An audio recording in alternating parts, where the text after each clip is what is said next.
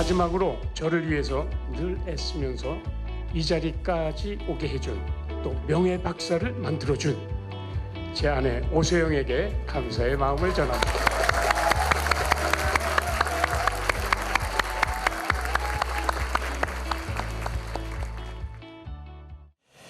자, 오늘 이야기도 조금 전에 전해드린 것처럼요. 한일 정상회담이 지금 진행 중인데 아직 마무리가 되지 않아서 저희가 관련 소식은 마무리가 되는 대로 전해드리도록 하겠습니다. 그 전에 보신 것처럼 대중문화계의 소식이 있어서 하나 짚어보겠습니다. 영화만큼 혹은 그 이상으로 가정은 나에게 소중한 1순위다 고백한 배우 바로 고 안성기 씨 이야기 준비해봤습니다.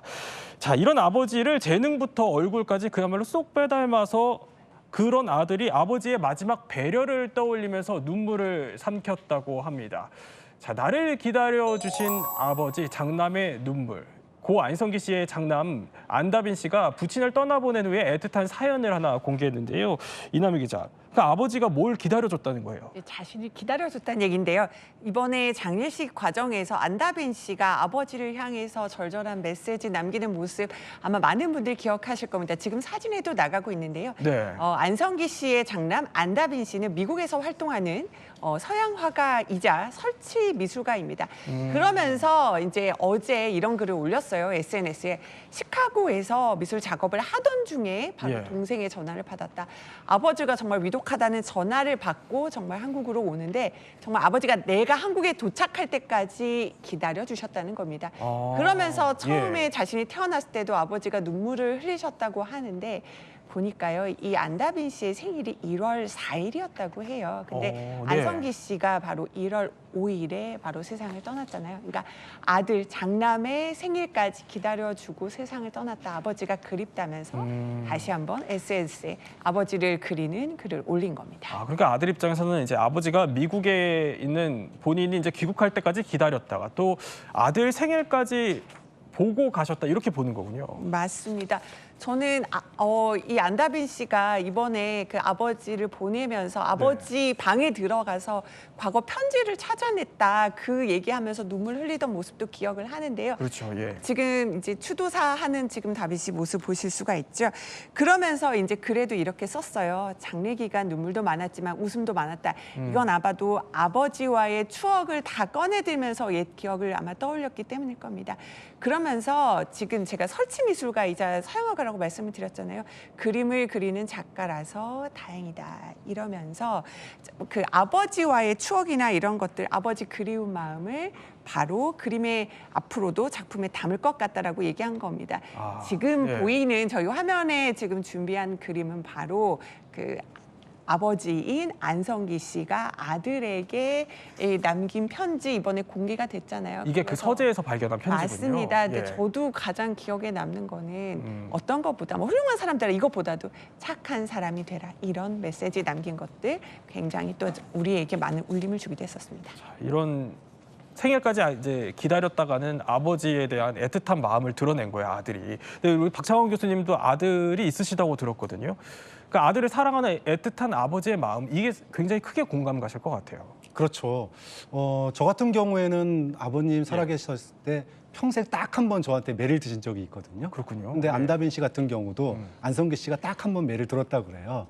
뭐 어린 시절 저도 속을 많이 상하게 해드렸는데 그러고 나서 굉장히 힘들어하셨다고 그럽니다. 근데 저희 아버지도 돌이켜 보니까 저한테 한번 매를 드시고 나서 며칠 동안 굉장히 힘들어하셨던 기억이 있어요. 지금은 돌아가셔서 못 뵐 상황이지만 저도 아들을 키우면서 아들 속상할 때 그 돌아가신 아버지 생각이 자꾸 떠오르고 그런 걸 보면 이 부모와 자식의 관계라고 하는 게 참 끊을래야 끊을 수 없는 거고 또 돌아가신 분에게 받은 만큼 또 내 자식에게 해주고 싶은 그런 게 또 부모의 마음이 아닌가 싶습니다. 자, 안성기 씨는 생전에 이런 얘기를 하기도 했습니다. 아들이 아내뿐만이 아니라 내가 갖고 있는 미술 소질도 좀 닮은 것 같다라면서 이렇게 자랑스러운 마음을 드러내기도 했는데요. 그랬던 아버지기에 이렇게 아들 입장에선 자신의 생일까지 함께 해준 아버지의 마음이 더 크게 와닿지 않았을까 싶습니다.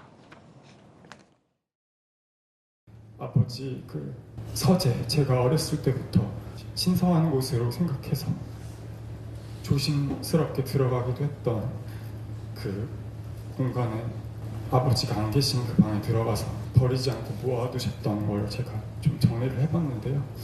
다빈아, 네가 이 세상에 처음 태어나던 날 아빠를 꼭 빼어 닮은 아빠 주먹보다도 작은 너의 얼굴을 처음 보는 순간 아빠의 눈에는 어느새 눈물이 글썽거렸지. 자, 이렇게 아들이 생일까지 기다려준 아버지의 이야기를 전하면서 이런 말도 적었습니다. 따뜻한 기억을 잘 보존하고 싶다라고 했는데 그 기억 가운데는 아버지와 함께 출연했던 영화 여기에 대한 기억도 남다를 것 같아요. 네, 그렇습니다. 그 영화는 바로 1993년 그 섬에 가고 싶다라는 영화인데요. 안성기 씨의 부친도 영화 제작자였어요. 그래서 안성기 씨의 부친 손을 잡고 영화 제작하는 현장에 갔다가 황혼열차라는 영화로 5살 나이에 데뷔를 하게 됐거든요. 네. 그 기억이 안성기 씨한테는 남아 있어서 아들에게도 그런 기회를 주고 싶었던 것 같아요. 그래서 아들이 죽어도 연기를 하고 싶다거나 아니면 꼭 평생에 한 번은 연기하고 싶다라고 생각을 한다면 나는 굉장히 밀어줄 거다라는 마음을 갖고 있다라고 언론에 이렇게 이야기하기도 했는데 어찌됐든 안성기 씨의 그 아들 안다미 씨는 가장 소중한 추억 중에 하나가 아버지와 함께 연기한 그 영화의 기억이 아닐까 싶습니다. 그렇군요. 자, 근데 이남희 기자 설명대로 참 뇌리에 남는 그 말이라고 해야 될까요? 이게 세상에 필요한 건 착한 사람이다라는 말을 남겼는데요. 자, 이런 안성기 씨 보면은 후배 배우 신현준 씨도요. 이렇게 애틋하게 선배님의 손을 꽉 잡은 이 사진을 올리면서 잊지 않겠습니다. 고맙습니다. 사랑합니다. 이렇게 마지막 인사를 또 전하기도 했습니다. 자, 이렇게 여전히 많은 분들에게 안성기 씨가 참 많은 그리움을 남기고 있다 이런 생각이 듭니다. 삼가 고인의 명복을 빕니다.